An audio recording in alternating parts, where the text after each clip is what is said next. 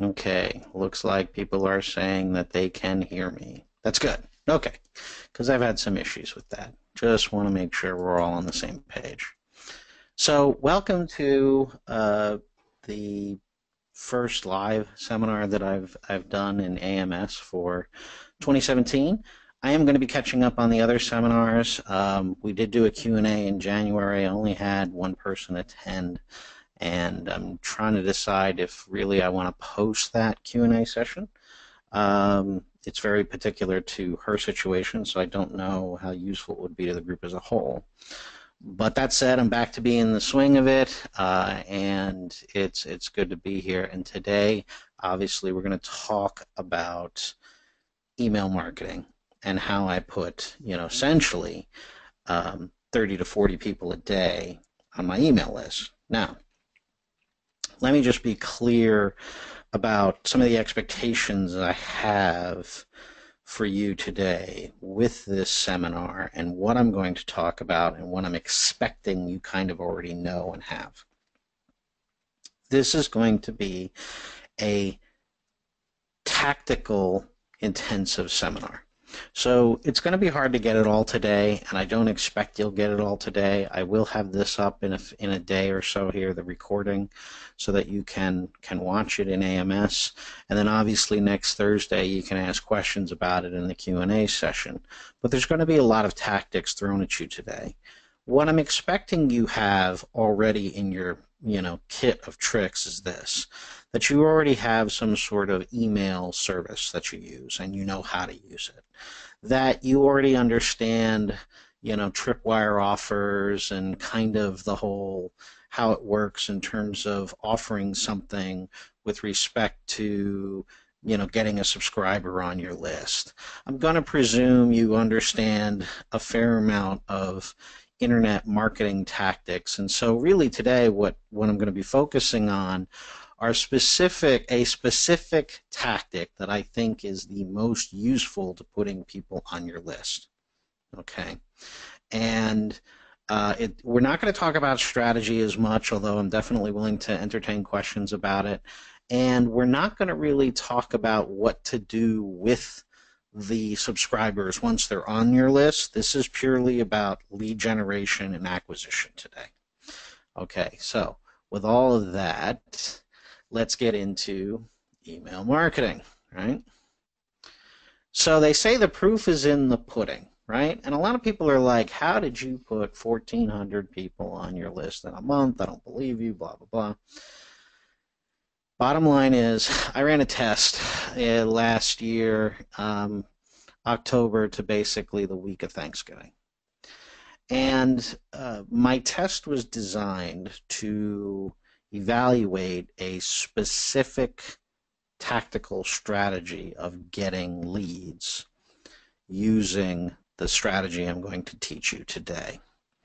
When I took this snapshot, as you can see, the numbers on the top, but let me just show you this number. This is where the 1,400 comes from. I brought in onto my list and had people, some of them were slow to double opt in, some of them unsubscribed after they got my tripwire, etc. The net that I got out of this was probably about 1,200, but I did attract over 1,400 people to my list in 1 month. And the strategy that I'm going to show you today is the only strategy that was used generating this result. I used ConvertKit. I didn't use my normal email software. I built isolated landing pages. I had isolated ads. Okay, so this was really designed to control against some other factor being the cause of what happened. And I think I can say with a fair amount of clarity, and since I've run the test a couple of times since now, that this mechanism will reliably generate anywhere between 20 and 100 subscribers a day. A lot of it's going to be predicated upon the intensity of what you want to run the program at. So there's the pudding. Okay, so how did I do this? There's really three mechanisms to drive subscriptions to your email list. There's guest blogging, there's content marketing, and there's direct advertising. And I've done all three. And before talking about the one that I used, in this case, direct advertising, I want to talk about these three because this is what's often taught by various, gurus out there.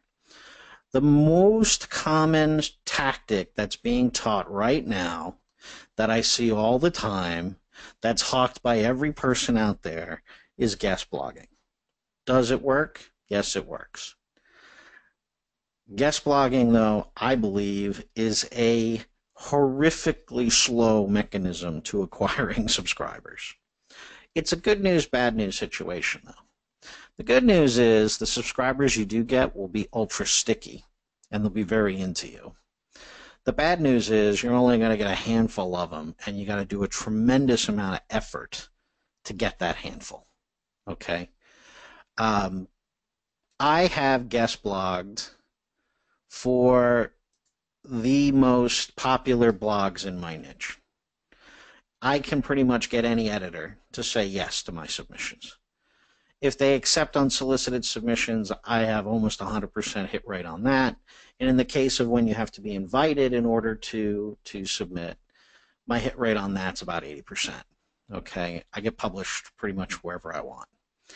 The result is, though, when you do that, and I know from talking with other people, some of whom have done research and published their research, and I'll share some of that in the links when I post this episode inside the members area, the average number of subscribers people get is 12. I actually have done much better than that. I've gotten 30, almost double the average. But for me to write a blog piece to get 30 subscribers, it's 40 hours of my time. It's just not a very good trading of time for me. Guest blogging is what's often taught, right? Because the mechanism that's taught is, well, guest blog, pick really good blogs, guest blog, have a tripwire, get your name in the bottom of, so-and-so in his spare time likes to do X and Y and Z, and if you like it, go visit his site, right? You got to have a tripwire at the site. I've done all that, okay? On average, like I said, 30 subscribers. Now, don't get me wrong. There are a lot of reasons to guest blog other than subscription procurement. But if your idea is I'm going to build a massive following, guest blogging my way, it's tough. Okay? I know people who have done it. I know they tell these stories. One of the things often omitted in their stories is what time frame they did this in. And I'm telling you, quite frankly, since 2010, guest blogging is an exceptionally long road of building a subscriber base. The other mechanism is content marketing. The good news about content marketing is it works faster than guest blogging, and it does a little bit better results than guest blogging, but not by much. Okay, and what do I mean by content marketing? I'm talking about generating blog posts and trying to, get them shared. I'm talking about trying to snag people through social media sharing, through engagement on influencer marketing, podcasts, all these other things. And I've done all that too. And like, for example, my average podcast would get me about 30 to 40 subscribers per episode, but I didn't have to work 40 hours for it. I worked about 8. Okay, so, it's a much better improvement over guest blogging, and guest blogging is a specialized case of content marketing. But content marketing is also very slow. Again, lots of reasons to do content marketing other than subscriber procurement, but for subscriber procurement, content marketing is a very slow path. And the final mean is direct advertising. Okay, and in this mechanism, you're essentially advertising to an audience. Most people are doing this through pay-per-click type of advertising. I'm going to show you a different mechanism today. but they are advertising the solution to a specific problem, and people click on the ads, they go to a landing page, they get the tripwire offer, you collect their email in that process. Direct advertising is by far the most cost-effective mechanism. If you value your time, guest blogging, I mean, the way this is sold by a lot of gurus is, oh, well, guest blogging costs nothing. Well, no, it doesn't. It costs me 40 hours of my time and a considerable amount of analytical effort to produce something good. Content marketing, same thing, okay? So, you know, I can appreciate maybe you want to look for another route because you don't have the money to spend. But if you do have the money to spend, direct advertising is by far the most effective way to spend your money and your time. Why? Couple of things. First, you don't have to wait for somebody to recognize you. You can put your idea out in front of a target audience and see how they react. Now, one of the benefits of guest blogging is essentially you can vet your ideas in front of an audience, and you can vet your ideas with the influencers that look at these things. In direct advertising, you can do that as well, and you can do it faster. Okay. More importantly, you can put multiple ideas in front of audiences and see which one is the more popular one. That's really tough to do in every other type of media.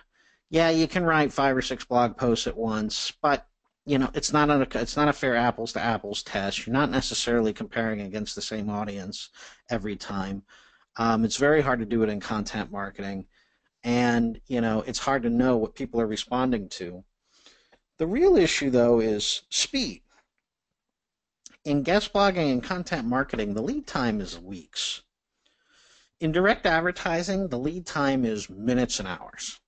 Okay, when you set up ads in online services, generally within a couple of hours, those ads are running. Okay, even though they say they're approved or whatever right away, it does take anywhere between 1 to 3 hours before your ads truly are running, okay, in whatever channel you're using. But you can generate the results rather quickly versus the long lead time of every other mechanism to acquire subscribers. Okay. Now, I'm going to tell you something. The reason why this isn't taught, in my view, is one, most gurus don't know how to teach advertising tactics and strategy. They don't. Okay. Instead, what they teach are things that are easier to teach in terms of like how to write pieces and how to create good content. And there's much more of a focus always on content creation than there is on distribution. Okay. The reality, though, is that distribution is more important than content creation if the purpose is to acquire new customers and subscribers and leads and all these other things.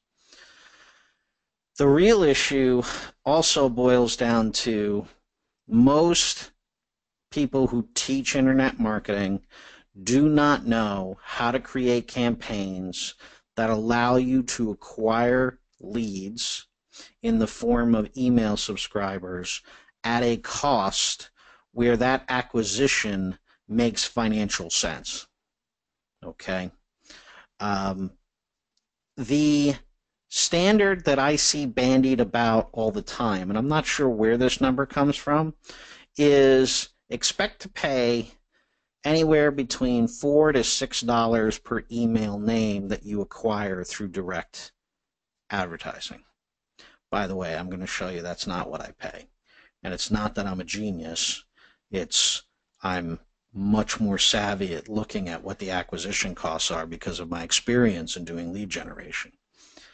If you can't make your product work, and most people are trying to sell some sort of freebie in terms of people paying for their time, and then they don't have good capture mechanisms in order to get anything on the back end, so they just kind of got to hope that somehow the customer comes to their senses and says, oh my God, I've been waiting for you all my life, here, take thousands of dollars.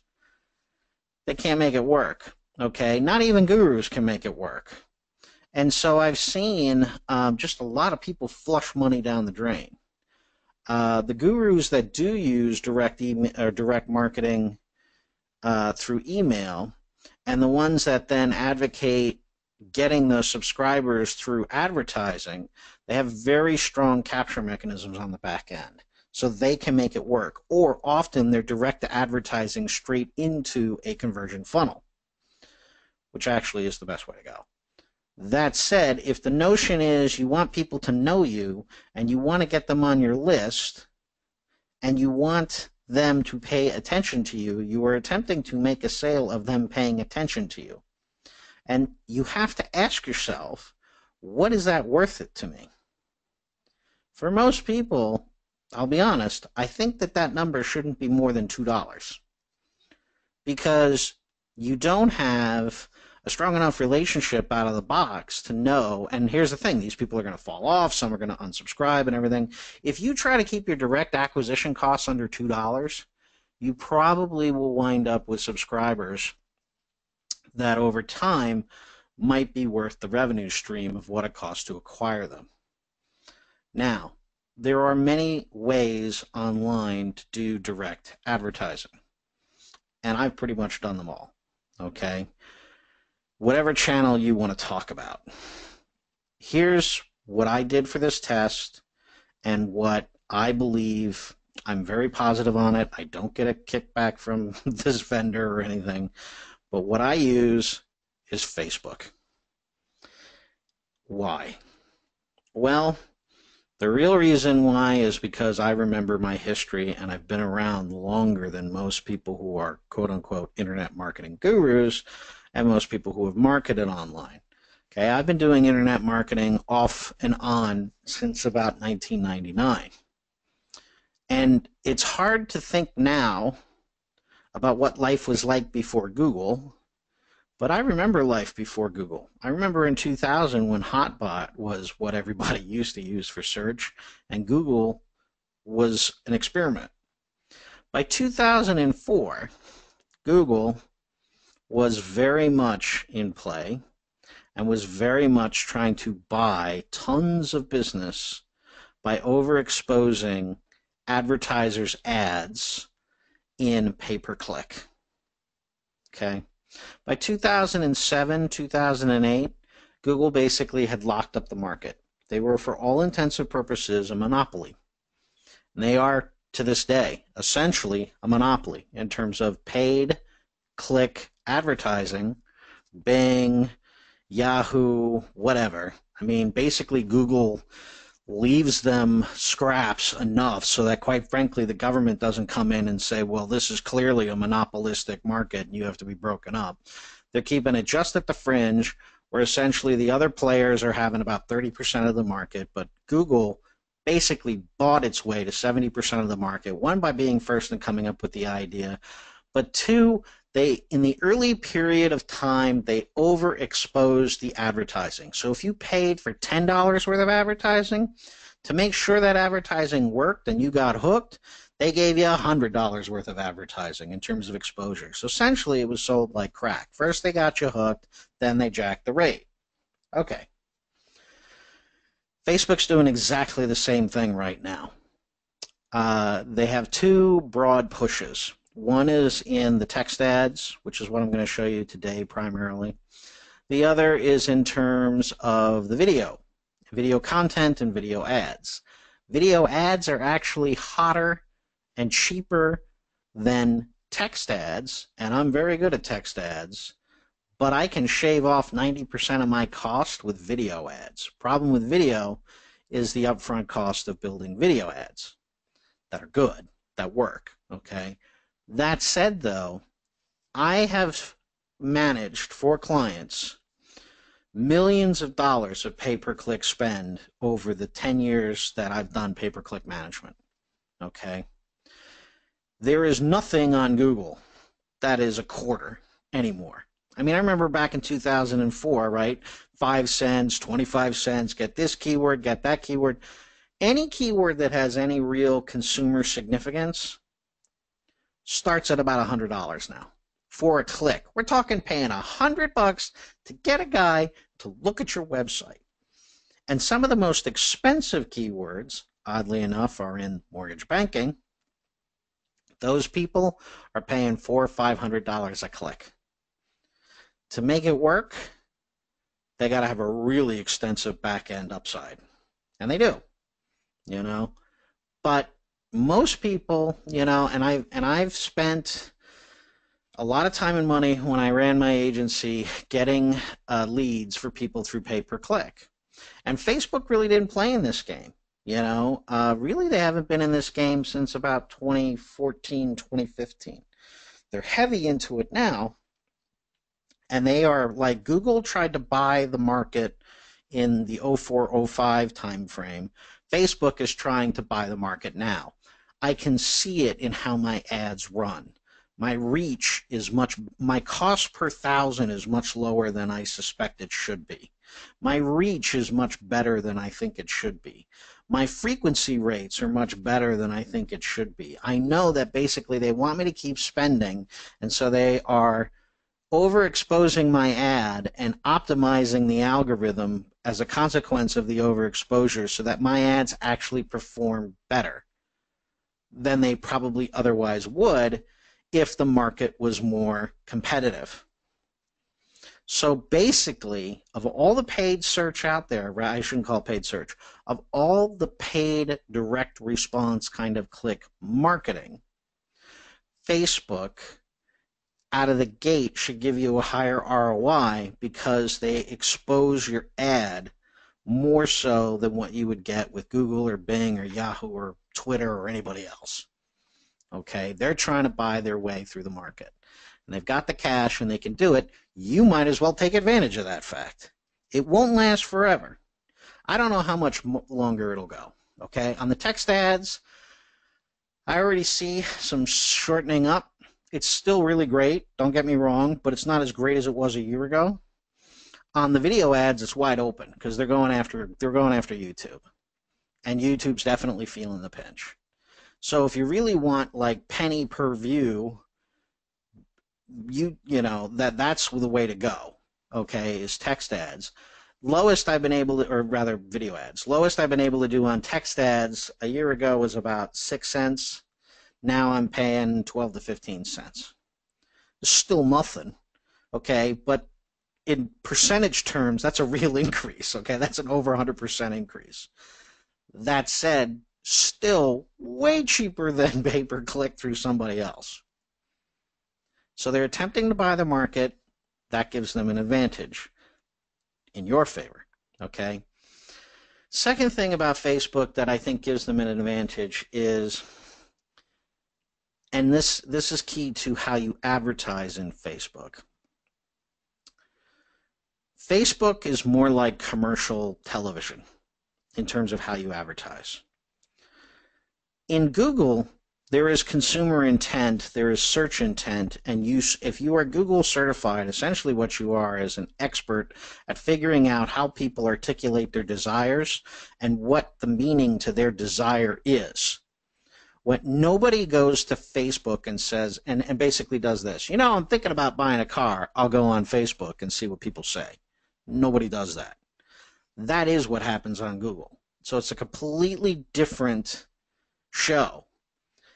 The good news about that is, and the reason why I think that's an advantage is, it is exceptionally difficult to second guess how people articulate their desires.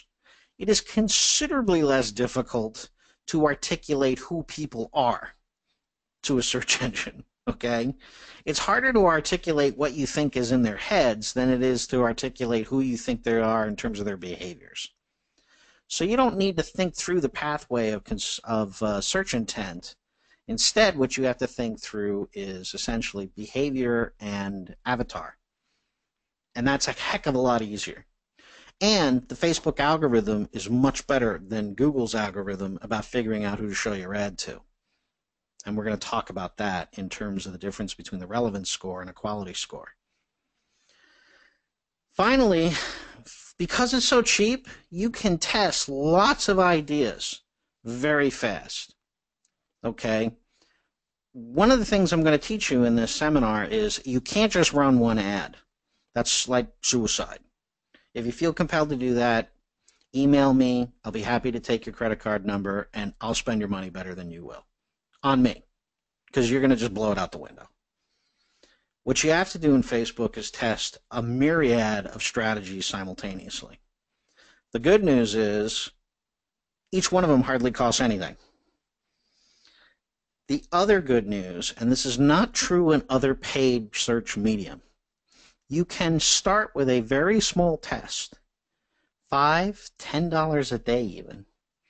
Okay, if you're only paying 6 cents for a click, okay, or 12 cents for a click, $10 buys you a lot of clicks to see what the heck's going on. One of the things that's nice about Facebook, if you use the strategies I'm going to lay out for you today, is you can do a test at $5 or $10, and those results will hold as you increase your budget. That is not true in other paid media. Okay, essentially, Google, if you were to look at it graphed, it would look kind of like a series of steps, and then ultimately it would plateau out. And you wouldn't get any more leads for your money. All you would do is have Google spend your money.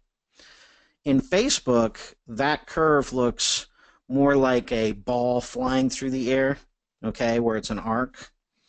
And it does eventually pan out and then actually go down a bit, but you could start with a $5 spend and go to $500 on that ad set, and as long as you follow the rules I'm going to give you, the results would be linear.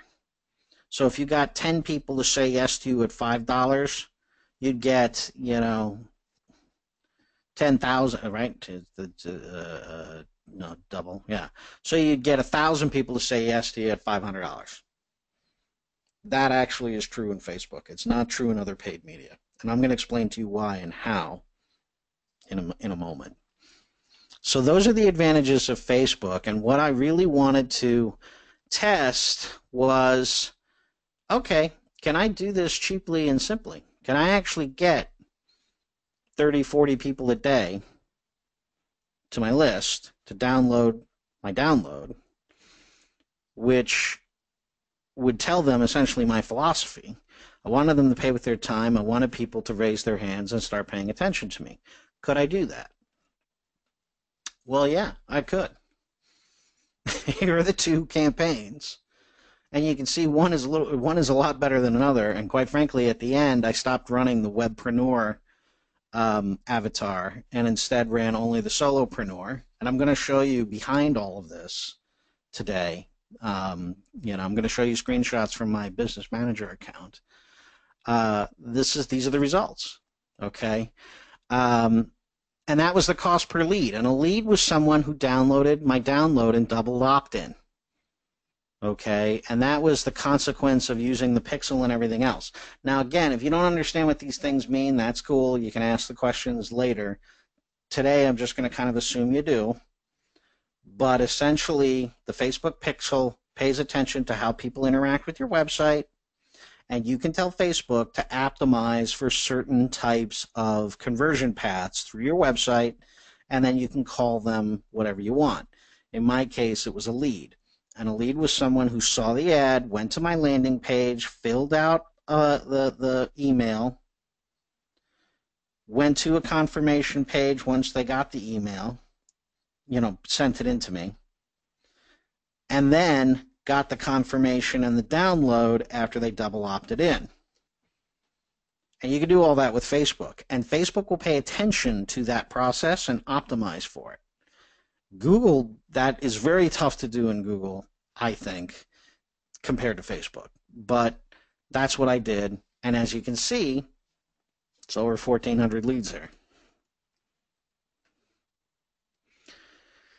Now, I want to drill down a little bit and show you a little bit about the solopreneur avatar, and we're going to talk about strategy for a moment, but I want to kind of just show you the numbers, okay, in terms of what actually happened and what it cost, and start getting you acclimated to essentially this kind of data, all right?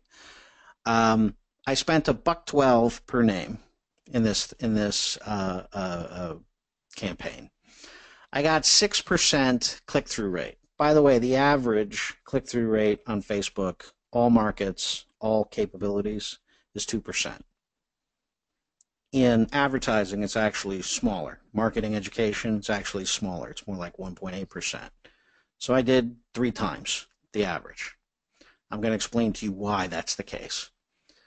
And, you know, I basically paid $10 per 1,000 to get my message out. That's really quite good overall.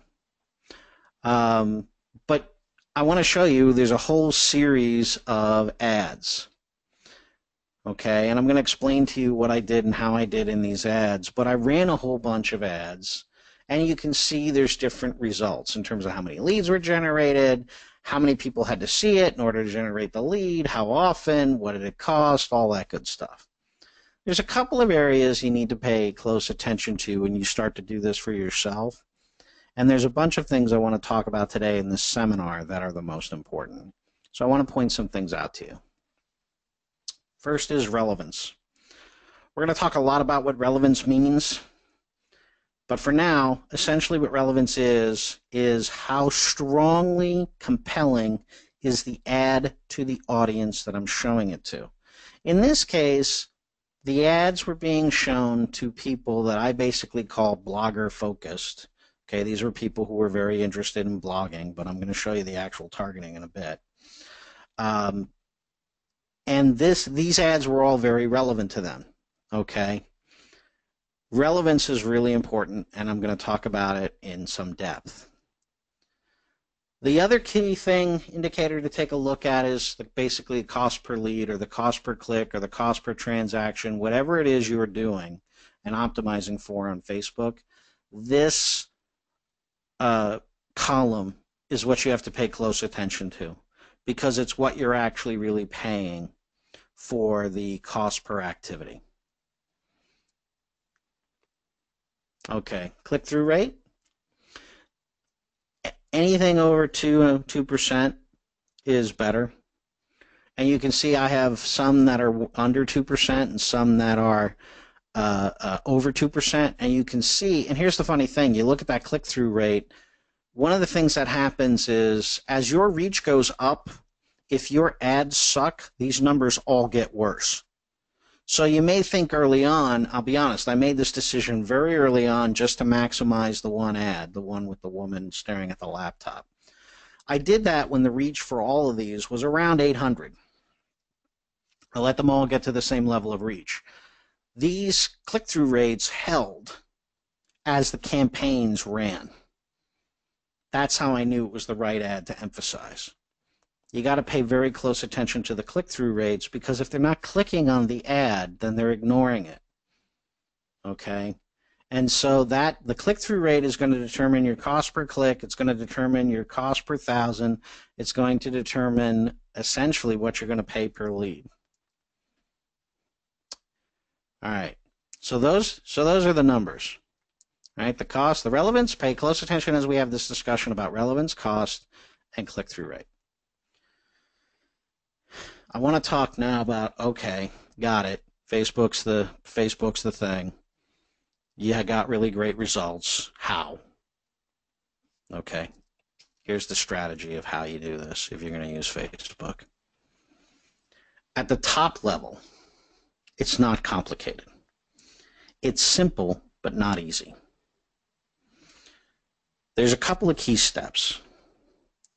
The first is you have to really know your target audience. And I'm going to spend some time for a moment talking about this. Most people think they know who they're trying to sell to.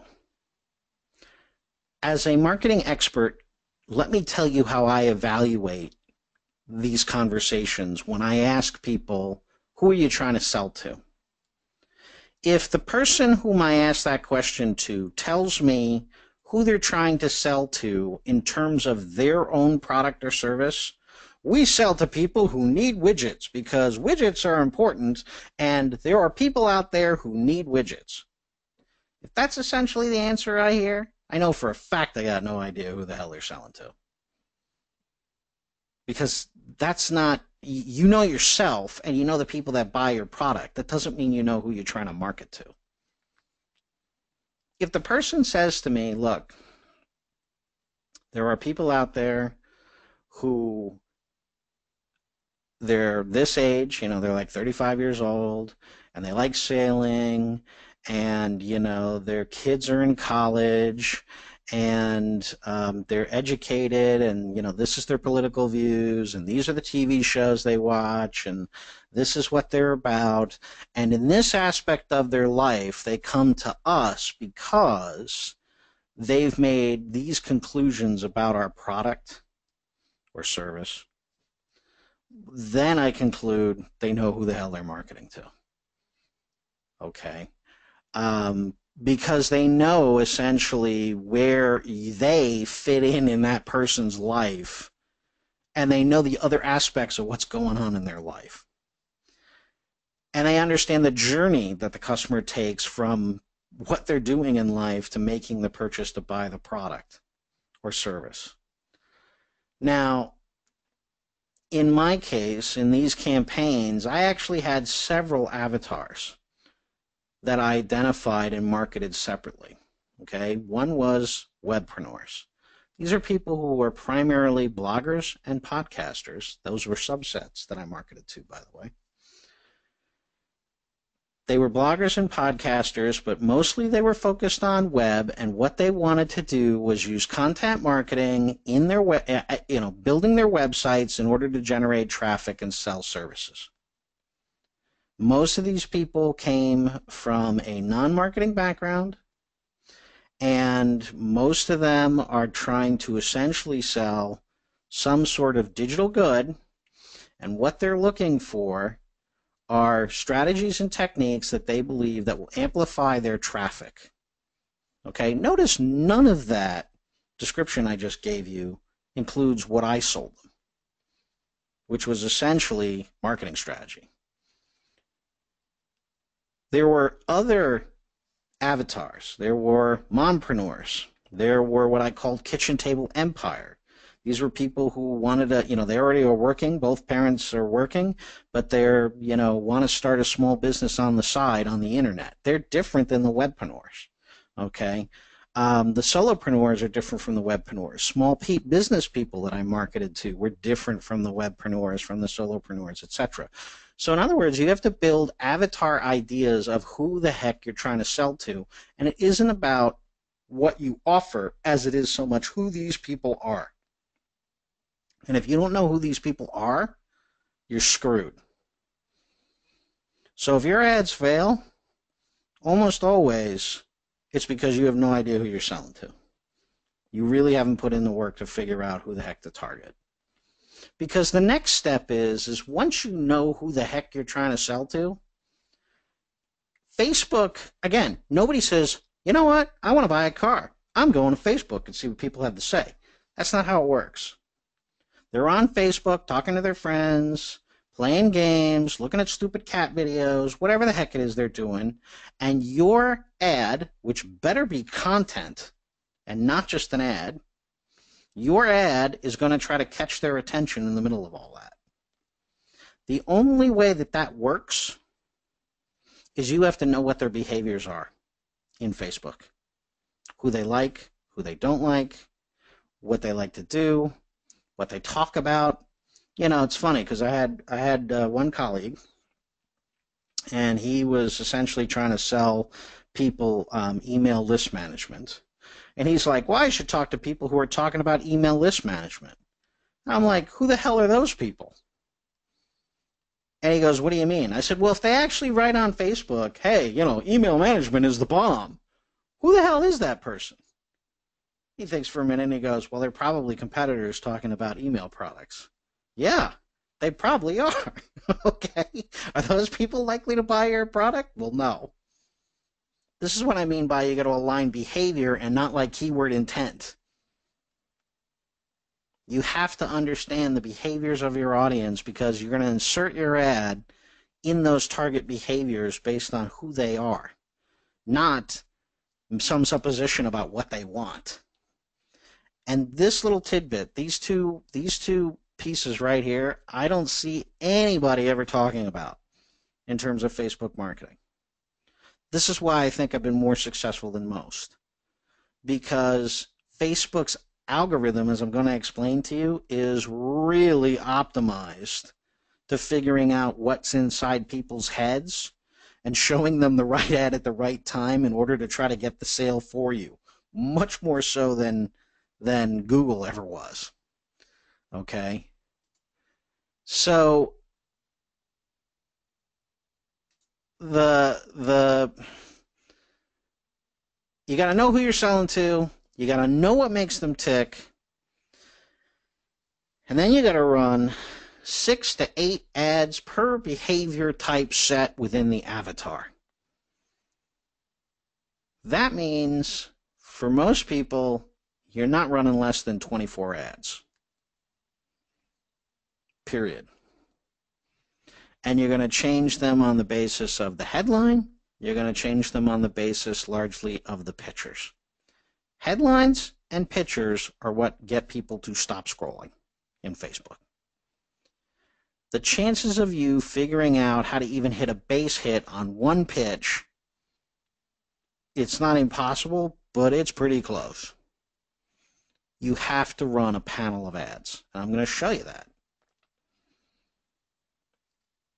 Once you've got your target, once you know their behaviors, once you've set a bunch of ads up aligned against those behaviors, then you let them loose in the world.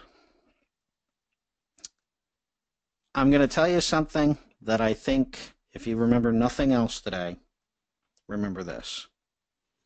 Thou shalt not screw with your ad more than once every 2 days. Period. Okay? The first commandment of Facebook advertising. Thou shalt not screw with your ad more than once every 2 days. You have to let the ad soak for 48 hours before touching anything. The budget, the headline, the picture, making a proofreading edit, any of it. If you screw with any of that in the first 24 hours, you reset the clock. And you got to wait 2 days again. Why? Well, the way Facebook ads actually work, you have to give the algorithm time to do its thing. For the first 24 hours, it runs your ad. First, essentially the computer reads your ad. And if you mention any trigger words, humans will actually read your ad. Okay? Before it's approved. When the humans and or computers read the ad, they make a whole series of assessments about what the ad's actually about and who it's likely to appeal to. They make a hypothesis about who to show your ad to in your target audience. That hypothesis needs to play out for 24 hours because Facebook will literally run thousands of permutations and watching each one every time it runs an ad set. And it's doing this for millions of ads, by the way. If you screw with the ad in that 24 hours, Facebook basically throws its pad up in the air and goes, okay, well, screw that, got to start over. And that's literally what happens. Don't screw with the ads. Let them run. I know patience is a problem for many webpreneurs, but you got to leave it the hell alone. After the first 24 hours pass, Facebook now has a really good idea about where this ad may perform.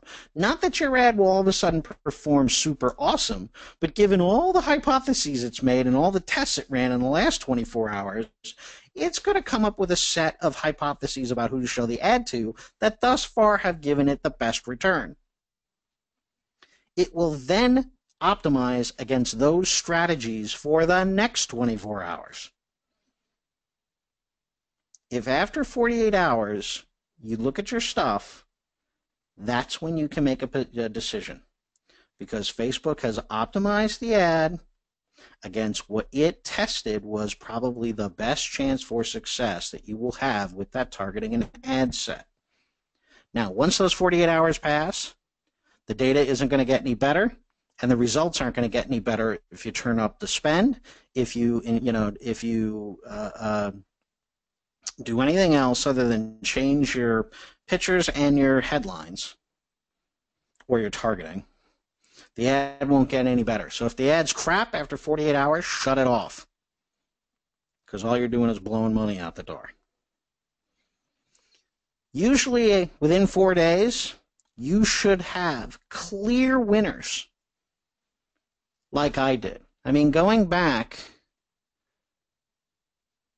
there are clear winners on the click-through rate here. Clear winners in relevance, clear winners.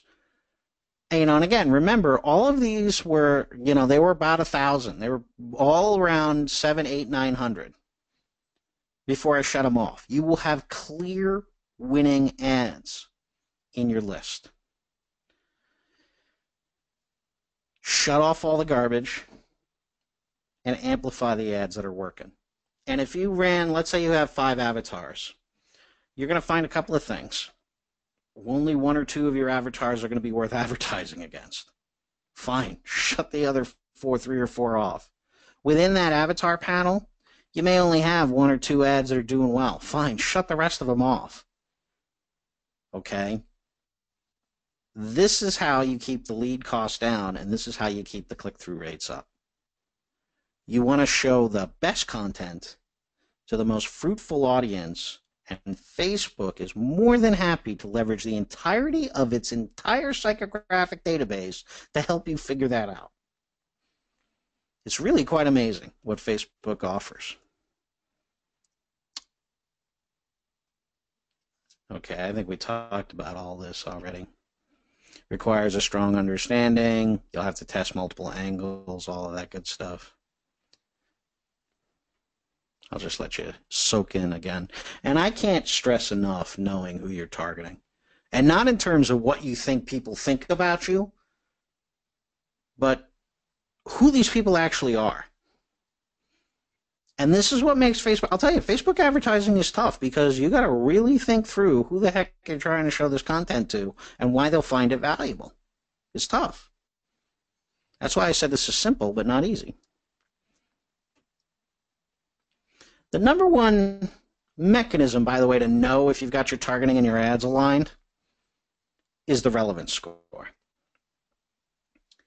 Relevance score matters a lot. The difference between relevance scores can be as much as a 90% discount every time your ad shows. So it really matters how good you are with your ad.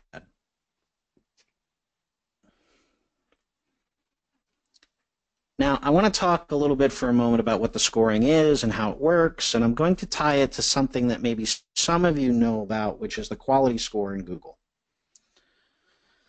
Essentially, this economist who works for Google came up with this notion of the quality score. And the quality score was designed to reward advertisers who actually thought about who they were trying to advertise to and optimized their landing page and their keyword ad in order to align with what they thought was inside the person's head when they typed in the search. If you had a high quality score, you paid less for your ads than people who had a lower quality score. Why? Because as much as Google wants to make money, it knows if it becomes a total whore for ads, the whole ball of wax smashes, and they lose everything.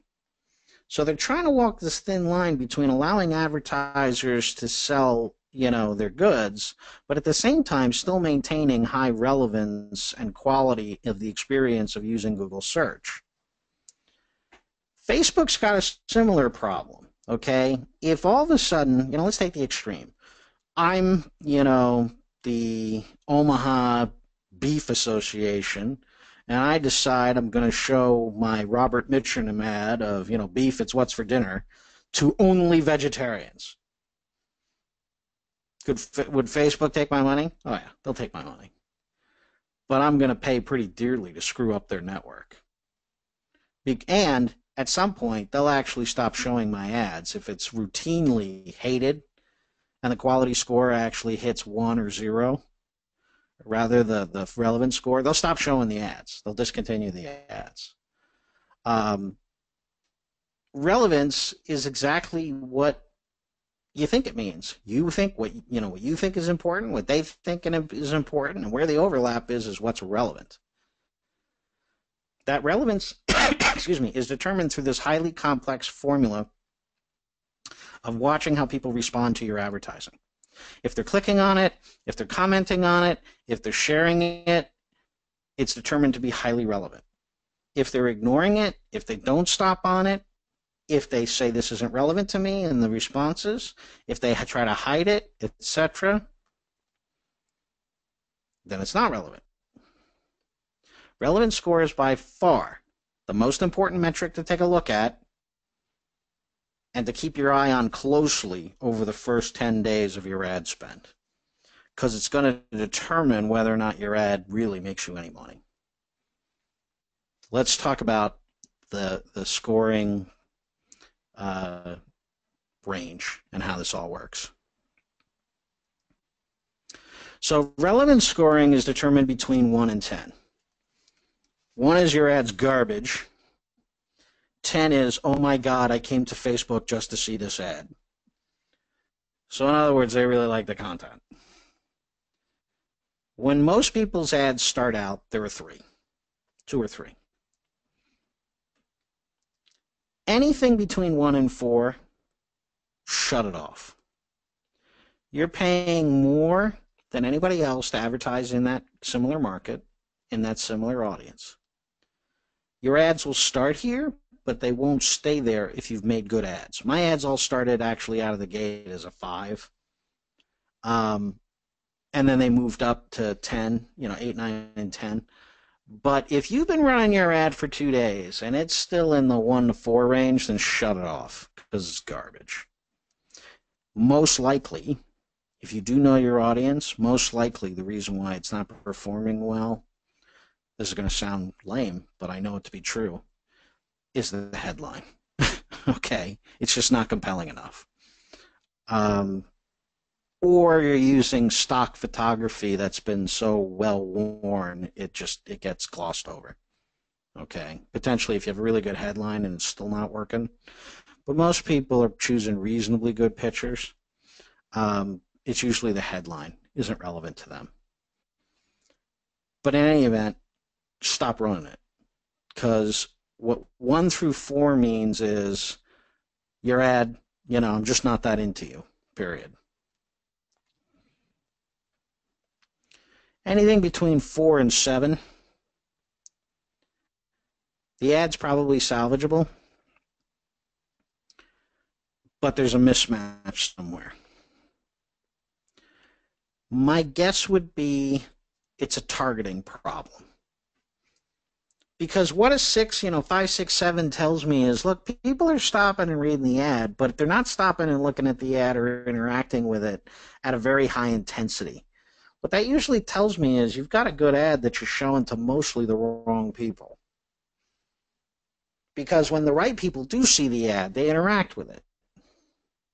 So there's probably a targeting problem between 4 and 7. It's also possible the ad's weak, but when I've looked at this, I really have always kind of my instinct's always been that it's a targeting problem, and that instinct has borne out. 8, 9, and 10 are the only ads worth running. And honestly, the difference between 8 and 10 is 30% in terms of what you pay for the ad.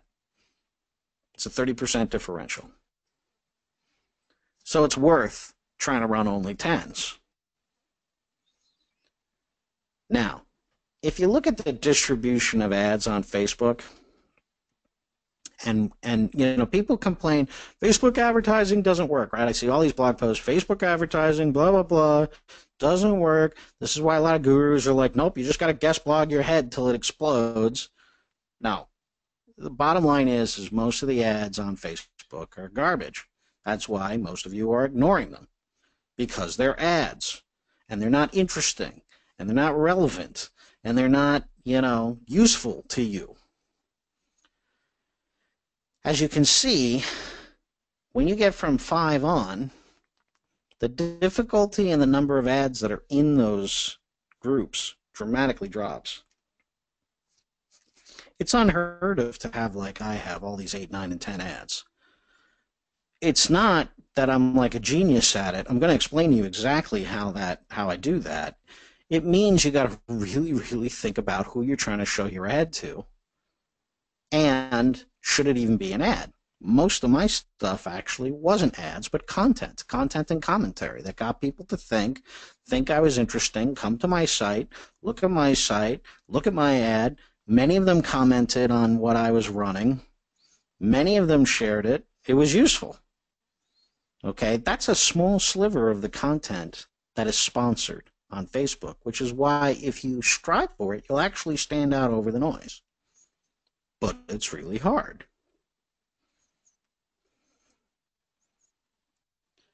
So I'm going to go through some rules in targeting so that you have a chance of a high relevance score when you make your ads. This is true across all markets, and this is not something Brian thinks is correct. This is something Brian's paid to determine is correct with his own money.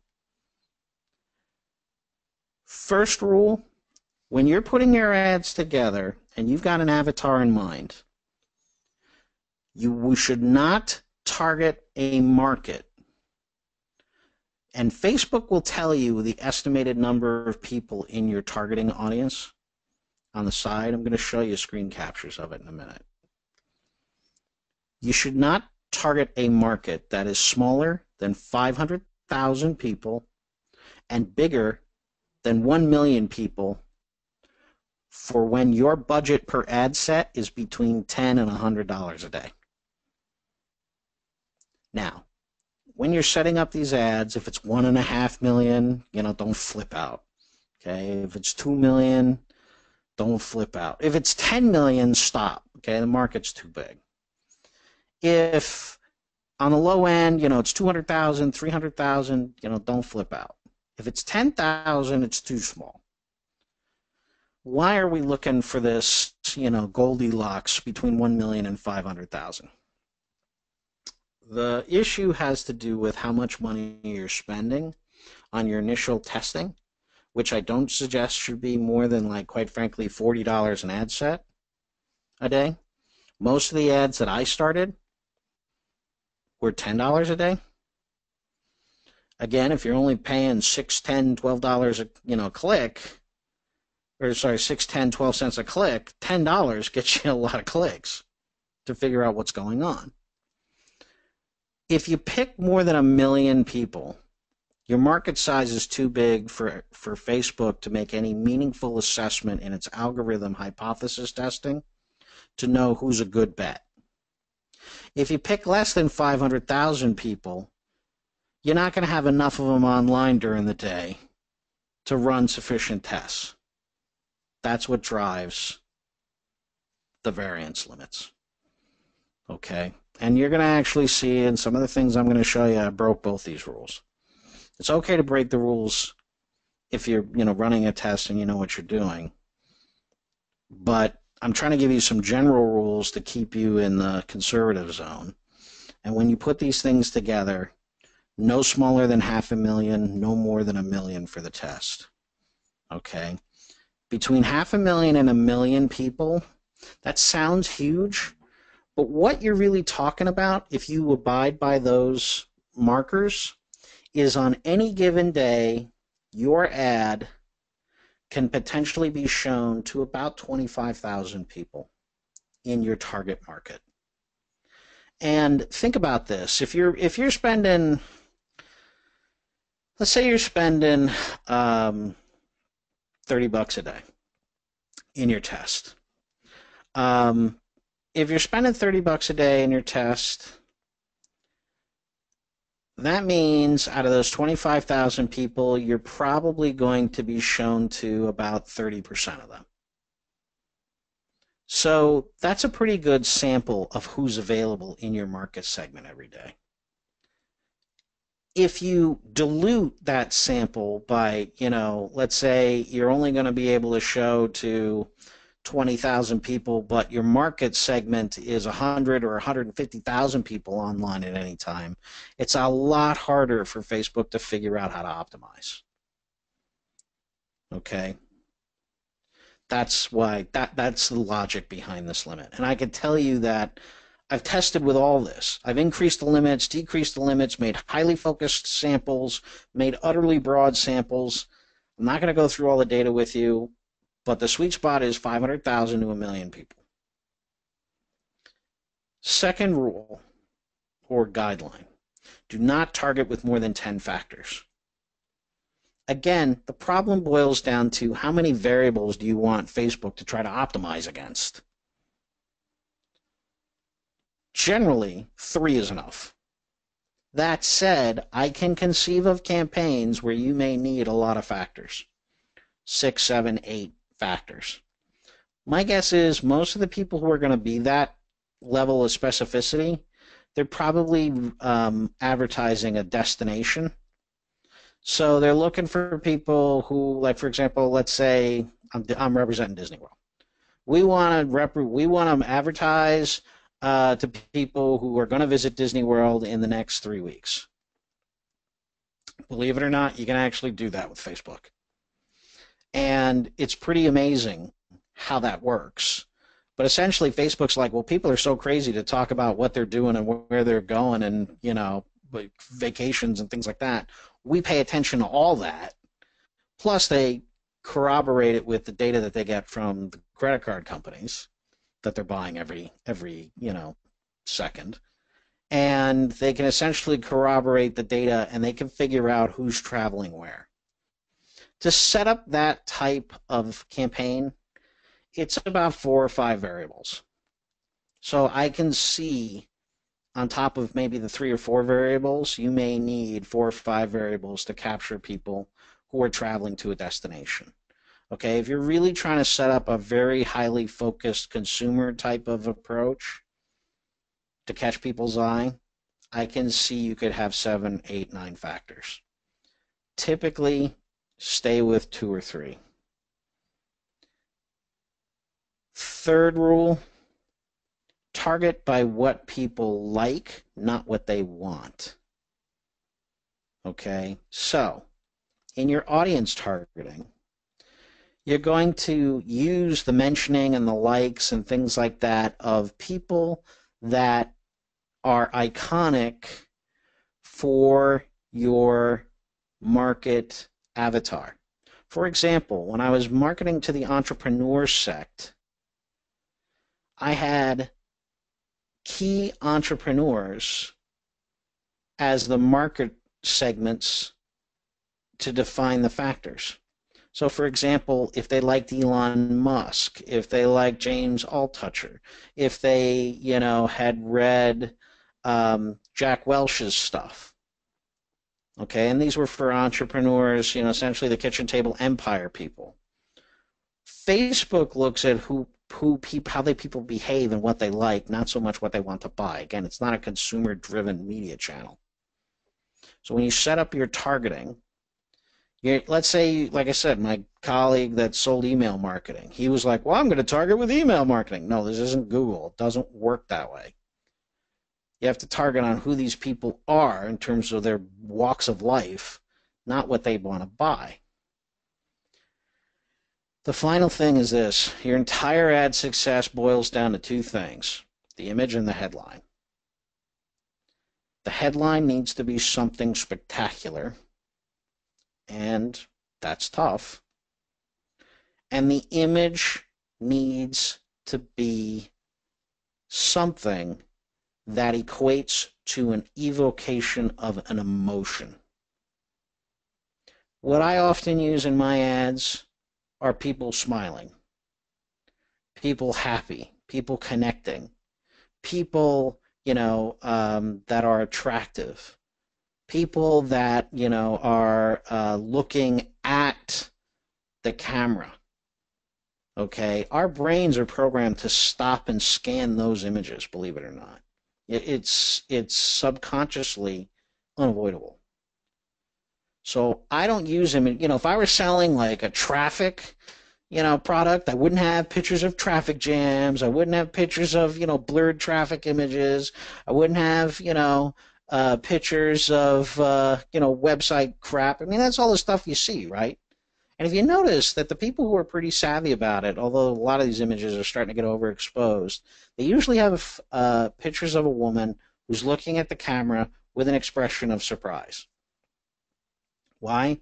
Because guess what? If you're targeting men, that's a really effective picture to use from an emotional perspective.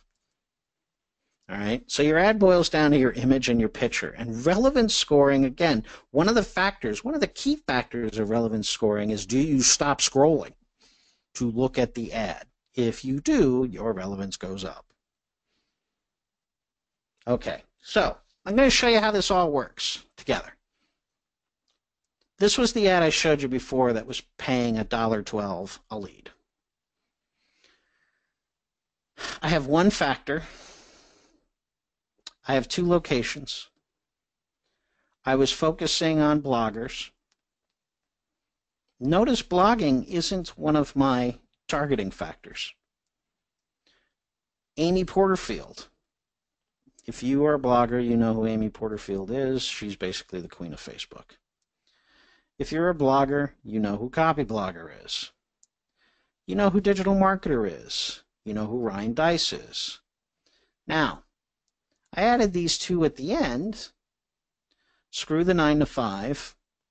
Those 2 people, I forget what their names are. They're a couple.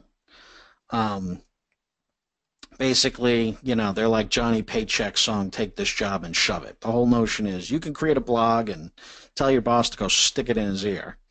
And then Smart Passive Income with Pat Flynn. Again, a lot of the people who are listening to that podcast, they're all bloggers.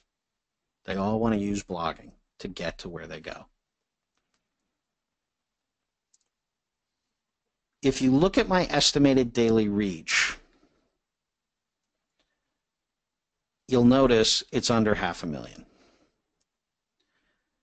I was okay with that, and there's a reason you can't see it in these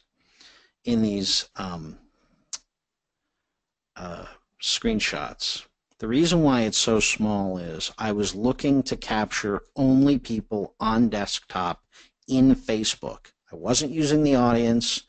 I wasn't using the partners. And I know that the audience I'm trying to reach is online like all the time, on Facebook all the time. So I knew that my penetration rate would be high. And actually, routinely, let's see, I think on the one ad, the ad ran for 30 days. I think my reach was something in the neighborhood of 90,000. So I was reaching 3,400 people a day easily. Okay.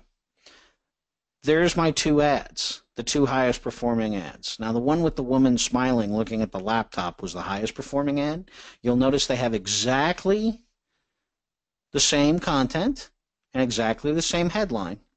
The difference between the woman and the man was a factor of 10 in terms of performance.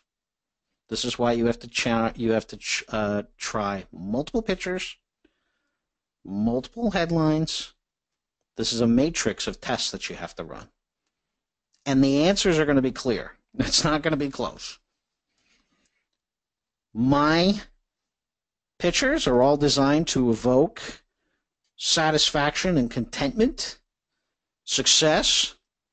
My headline, how I made $10K in a month, getting people to know me. It's a benefit that this blogging audience can only dream about. Those are the principles put into practice. Now,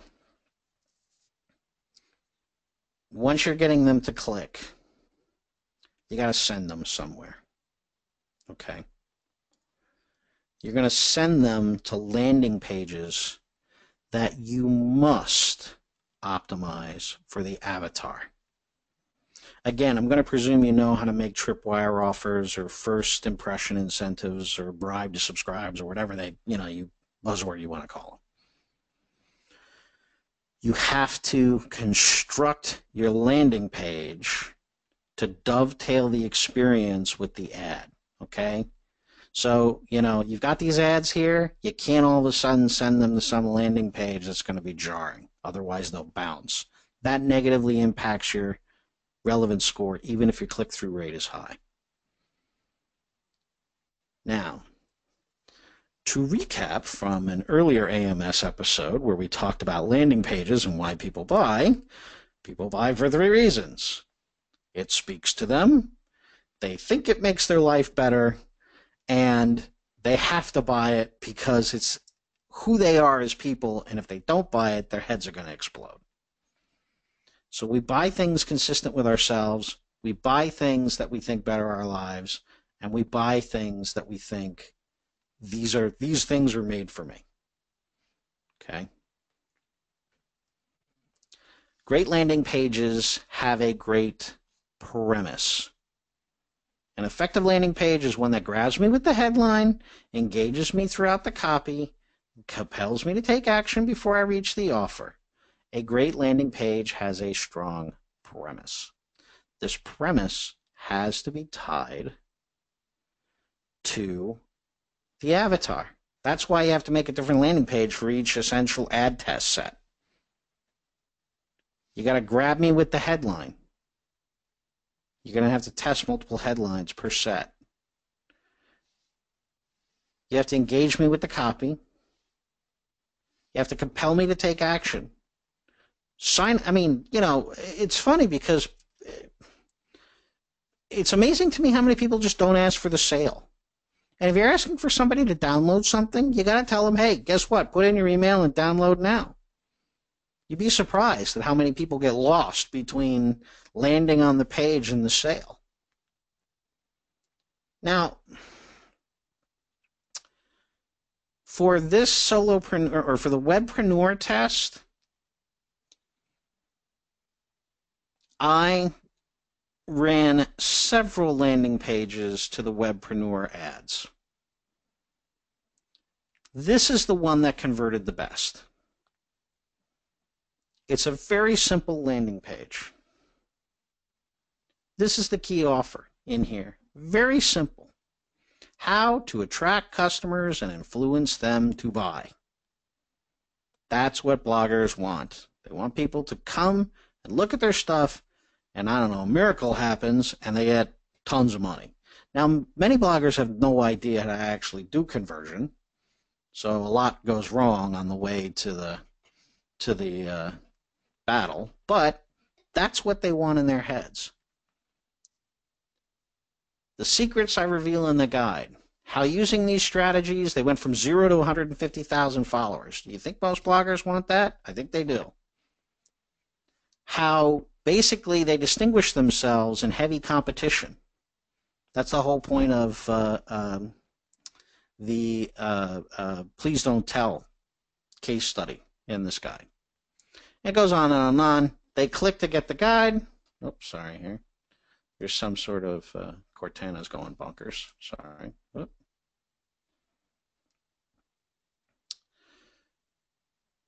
They click to get the guide. There was a pop-up window. They subscribe. This ad generated 80% of this result. One landing page. Now, again, I had, let's see, I had 3 landing pages per avatar. I had 6 avatars. I made 20 landing pages roughly, because I even made an additional set of landing pages. This was actually the second set of landing pages. The first set of landing pages converted so poorly, I threw them all away. So I was getting great clicks, and they were landing on my page, and they weren't signing up. Essentially, I was working too hard for the sale. I needed to make it cleaner and quicker. This is the result that I wound up with. This is, by the way, this is when I changed my landing pages. We're somewhere around here. If you notice how all of a sudden it started getting better. It's literally around here. November 6th, 7th, and 8th, right after the election, I changed the landing pages. Again, This is what I did.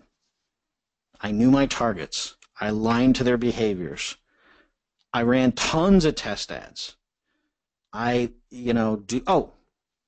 One thing though we will talk about, if not, I'll go back and I'll re-talk about this. In the monitoring and the soaking phase, that also applies to budget. And I want to talk about budgeting because it's very important. And good ads can actually be screwed up by bad budgeting. And I mean bad by increasing the budget too quickly. But we'll get to that. And then I managed the result. I pruned like crazy. Oh, okay, so that is the question side. So let me just then talk one last thing about budgeting and the funnel and the 48 hours and all this stuff. Okay. I said that the ad results were stable, and they are if you follow certain rules. We've talked a lot about how the Facebook, my assessment about how the Facebook algorithm works, okay? And I think my assessment is consistent with all the facts I've gathered thus far. I haven't seen anything contraindicating. The thing you cannot do with Facebook ads is do a $10 test, get super happy with that $10, and then go, well, basically you make the sin of a fortiori. If a little is good, then a lot must be freaking awesome. And suddenly go from $10 a day to $10,000 a day. You cannot increase your ad spend more than 50% every 24 hours. The reason why is, again, going back to my hypothesis about how the Facebook algorithm actually works, when you change the budget, the impact on the algorithm is you change the sample size of who it tries to show the ad to, and you change the sample size of the reach. The difference between the sample size of who it'll show the ad to or try to show the ad to and the sample size of what the reach is don't scale linearly from test to test.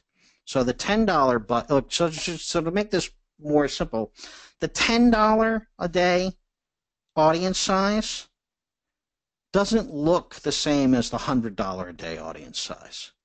Not in terms of composition, not in terms of who's likely to say yes, not in terms of, it's kind of like shooting, when you shoot if you're like an archer and you shoot at a target, and let's say the target's got like 3 rings, the white ring, the red ring in the middle, and then the yellow ring on the outside, right? So there are 3 rings.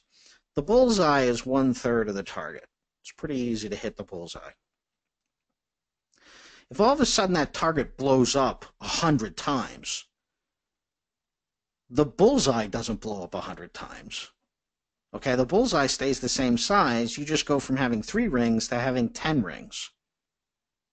If you increase the spend too quickly, Facebook doesn't know where to aim. 50% is the fastest I've grown a budget with stability. And you can actually tell Facebook, when you go and you want to edit your ads, you can tell it percentage-wise by how much to increase it. Okay, so let's say you start at $10 a day. And after 3 days, you're like, wow, this is the best ad ever.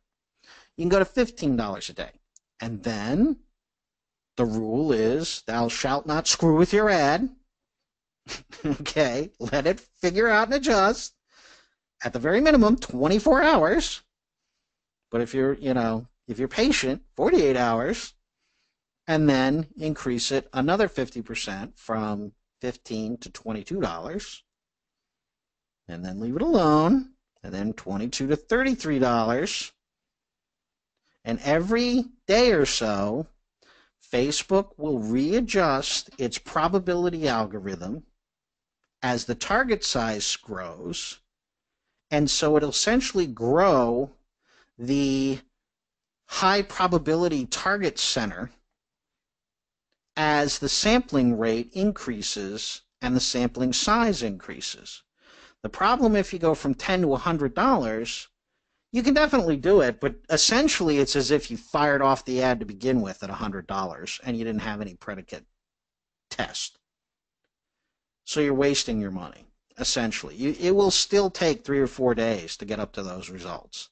And quite honestly, I ran side-by-side tests where I took ads and I went from $5 to $50, and they did not perform as well as ads that I stepped up from $5 to $50. So there's something that happens when you like all of a sudden jam on the accelerator. It's like when you're driving a car and imagine you're driving a truck and all of a sudden you jam on the accelerator. Well, a whole bunch of your load falls out of the back and you can just never recover it. So you want to accelerate slowly to maximum speed, not jam on the accelerator. That I have not seen written anywhere, but what I've shared with you I know to be true. So when you're going to step up your ads, you need to do it slowly in order to maintain stability. Okay, that's all I have to say, and I'm willing to take questions.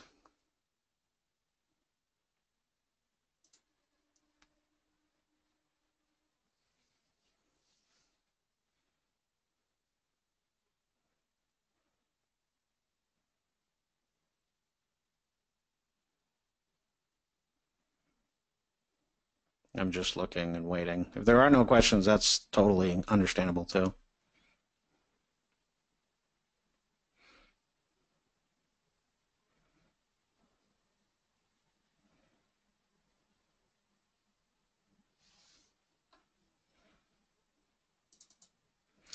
Of the 1,200 leads, how many of them became customers?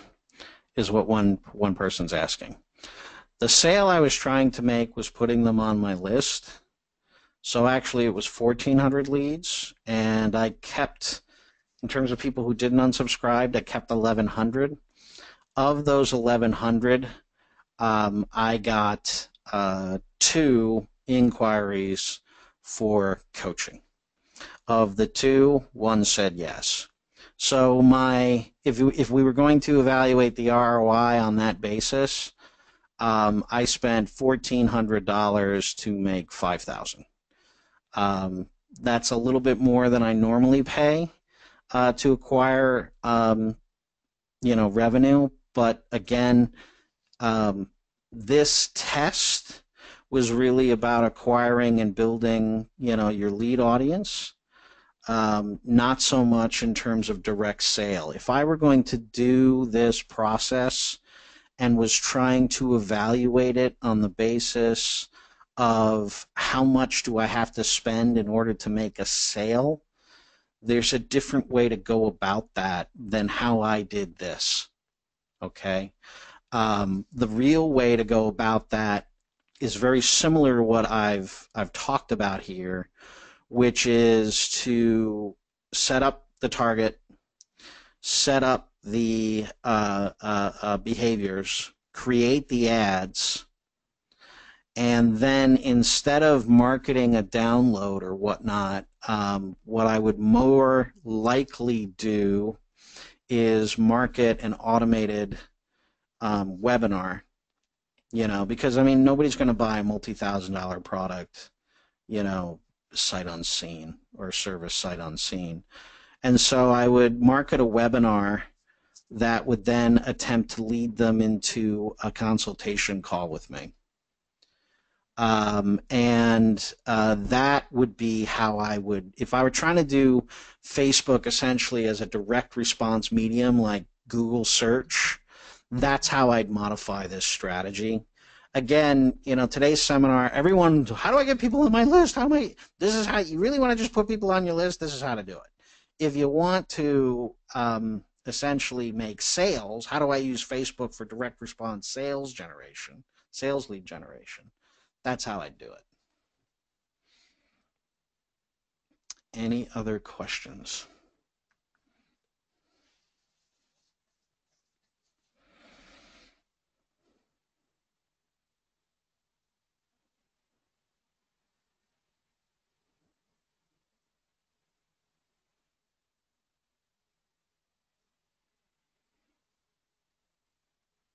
I'm getting a question from Charlene, and you would help us do all of this? Yeah, I can. do all of this consultation, and I can definitely set up the ads, set up the landing pages and whatnot. I do that with my clients in bespoke coaching.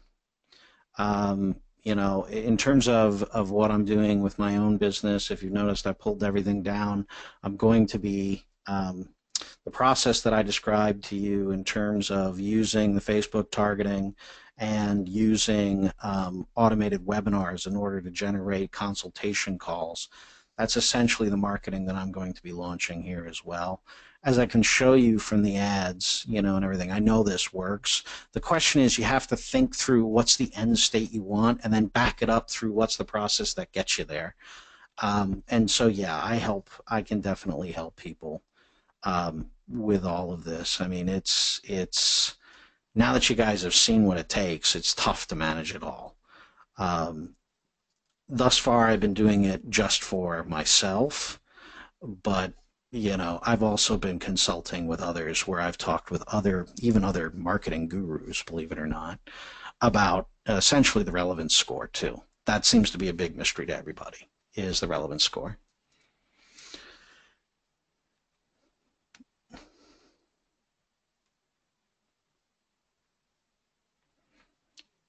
Okay. Yes, Terry, I did. I must admit, I'll be happy to talk with you offline, and we can talk. The bespoke coaching is open and available for a little bit longer here. I haven't launched the new product yet, so yeah, I am willing to take on new bespoke clients. Well, great, guys. I appreciate everybody who has attended today. Again, understand I fire hosed a lot of information. Let it sink in. Don't go off and spend money in Facebook yet. Let it sink in, and just wait a week or so here. Watch the replay. Come ask questions next Thursday about what you're thinking, and I want to do this. How does that sound? And then take some time and take a look at how the Facebook algorithm works. And now that I've explained to you my hypothesis about how the algorithm works, take a look at the ads you see when you're on Facebook and ask yourself if you think that rings true in terms of what I'm saying, how the algorithm picks what to show you. And it's funny because, like for example, I was talking with a friend of mine in Facebook chat about making my own hummus. This is interesting, making my own hummus from garbanzo beans and whatnot. And then the next thing is I saw Sabra ads everywhere. It's pretty amazing. And that was so out of the blue because most of the time, honestly, most of the ads I see, given what I do and whatnot, it's all marketing, marketing, marketing, marketing, marketing. And then all of a sudden, boom, hummus ads. And I was like, oh, really? Okay. And then they disappeared. The hummus ads disappeared when I didn't click on any of them. And that was clearly Facebook trying to figure out with its hypothesis testing, am I someone that will respond to that ad? But it's pretty amazing what Facebook does in watching our behaviors. As always, friends, thanks for your support. I'll have this up in a little while, and I look forward to talking to everybody next week.